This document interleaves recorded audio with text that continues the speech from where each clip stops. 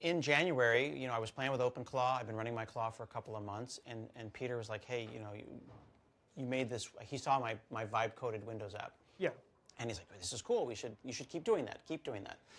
And I talked to the Windows team, and I was like, we need to do something cool here. Like, give me a couple of designers, give me someone who's got actual taste, and let's turn my vibe-coded app into something that is moving towards AI-augmented. Kind of a middle of the road there, instead of not just vibes, but not as rigid as software engineering traditional would be. Well, so that's a great question. So, like, what is rigidity? And I think it's less about rigidity; it's more about speed. So, when you take something like being able to run in containers, being able to spin up an OpenClaw, being able to bring it back down, being able to put a PR up, run multiple PRs in parallel, have multiple copilots running in Git work trees in parallel. I think 3 to 5 is kind of optimal. Any more than that, you're fooling yourself. It's going to start getting messy. People think they can multitask. No, you can't. No, we're not good at it, no matter how good we think Humans we are. don't know how to multitask, but like I can juggle though. Yeah.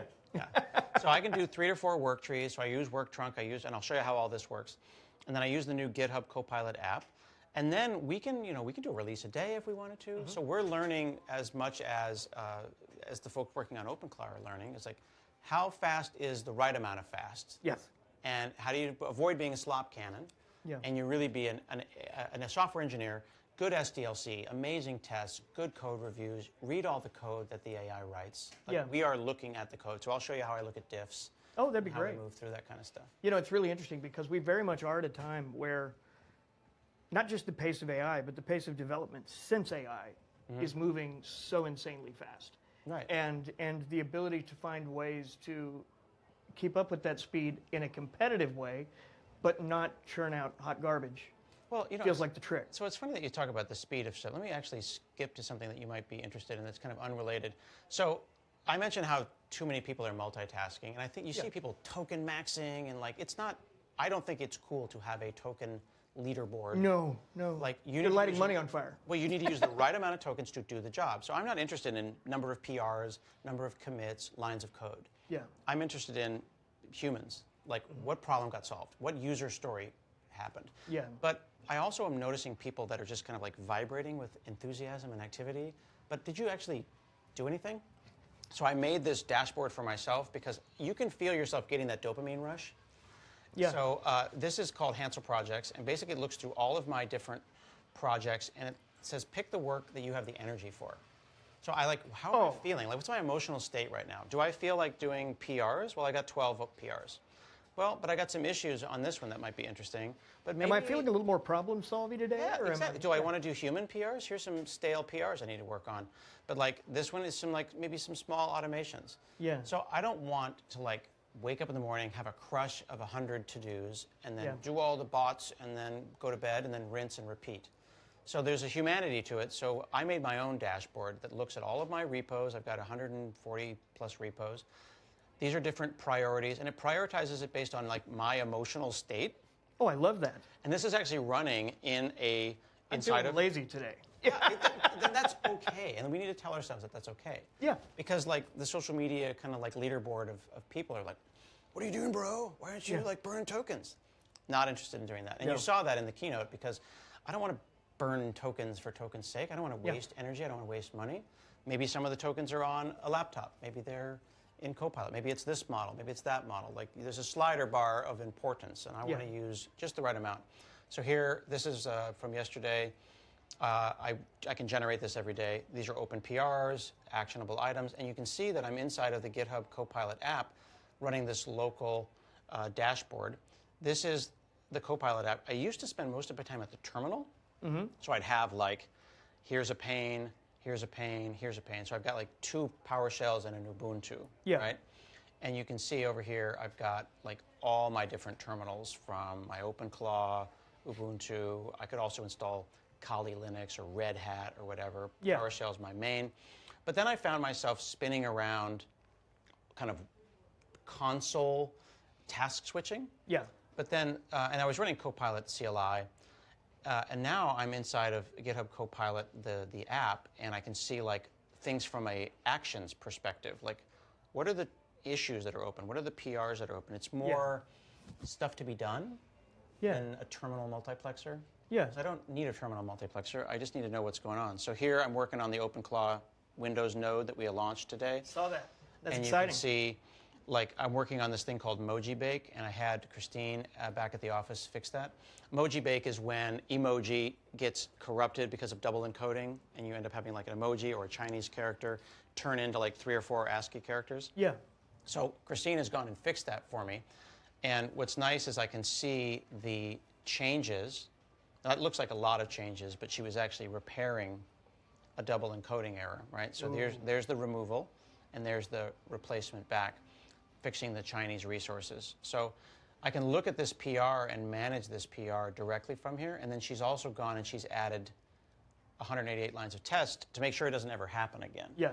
So I'm basically spending a lot of time reading PRs, looking at issues as a human, and I'm basically applying my sense of smell. Like, code smell matters. Yeah. People aren't reading this stuff enough, and I feel like that's important. I don't know, what do you think? They're just moving. I think you're exactly right. I think a lot of people just do things. And you know, maybe when you're building, you know, a nerdy little app for home or something, maybe that's fine. But when you're dealing with real production software, obviously, that's a big difference. Like, how long does it take? So she made these changes for you this morning. Realistically, when does that hit users? That's a great question. So it would depend. So if it's something like Windows, it might be a couple of weeks or a month, because the Windows has like the insider, they have the different rings. It depends, because you don't want to go from, we'll use Christine as an example, from her computer to 1 billion computers overnight. So maybe a couple of months. And it goes through rings. Windows Insider gets it, and then it finds its way kind of in the thing. Okay. If it's my toy, like I wrote an app called Peak Desktop that brings the Mac feature where you click on your desktop and all the windows run out of the way, and it lets you access your desktop, and then they come back. That's a Mac thing. I brought that to Windows. Nice. I can push that out, and people will get it within an hour. I think there's a lot of stuff like that that'll really excite people that you guys rolled out this morning. Like, like all the new utilities. Oh, yeah, that's a great point. So we're partnering with UUtils, and they are Rust implementations of what people know as like the GNU utilities. Yeah. And the idea is that if you're out at the command line, you want to fall into the pit of success. Hey, I just got this Windows machine. I've never used a Windows machine. LS. And you hit LS and you hit enter and it doesn't work. You're like, what the hell, man? Wait. Right? So we added like 75 utilities. So like grep should be grep, and grep should work. And I shouldn't have to open, Ubuntu just to get grep. Yeah. So that's the kind of stuff. Little paper cuts matter. Yeah. So we're fixing those, and that's pretty sweet. And then things like the terminal, like this is actually, like I believe, do you like TUIs? Are you a person of a certain age? Let me see if I can remind you of one of our favorite TUIs, and you tell me what you think. So a TUI is here, let's do this. We'll do a fun thing, and you tell me if you remember this, because you might be my age, or you might be a crisp 29. I never know. You can't tell anyone. 46. Yeah, okay, 46. I'm pushing 53. That look familiar? Yeah. Right? Reminds me of my old DOS days. Yeah, exactly. So this is a text user interface, and TUIs, text user interfaces, are having a moment. And one of the things that makes TUIs possible, and fun things like that shadow and all these different characters, is a really rich terminal that understands all the things. That's the Windows terminal, which is itself open source. Just like this TUI right here is actually called Groot, and it is a user interface on top of Git. And you see, it's a new way of thinking about user interfaces. And some people are like, well, hang on, you're going backwards, man. No, you've got Windows apps, you've got TUIs, you've got browsers, you've got agents. Like, there's room for what you want to do. And we have an internet that's been built entirely on what humans like to build, how they psychologically interact with things, how humans best understand, best ingest information and respond to it, as opposed to what works great. And the funny thing is it's kind of led to this sort of resurgence for the command prompt. And I think that's okay. And what's great about it is that I can do my work here. So here I am, like, switching branches. I can come out to the GitHub Copilot app, and I can click on a pull request. Here's Christine's thing that she did a couple days ago. I can see the PR perspective. I didn't have to go to, Copilot. Then Claw Sweeper, this is kind of cool. Claw Sweeper is a bot that's written by Peter and Vincent and the folks at OpenClaw, and it's going through here and it's saying, yeah, is this good? Is this a good idea? So it's done some of my review for me.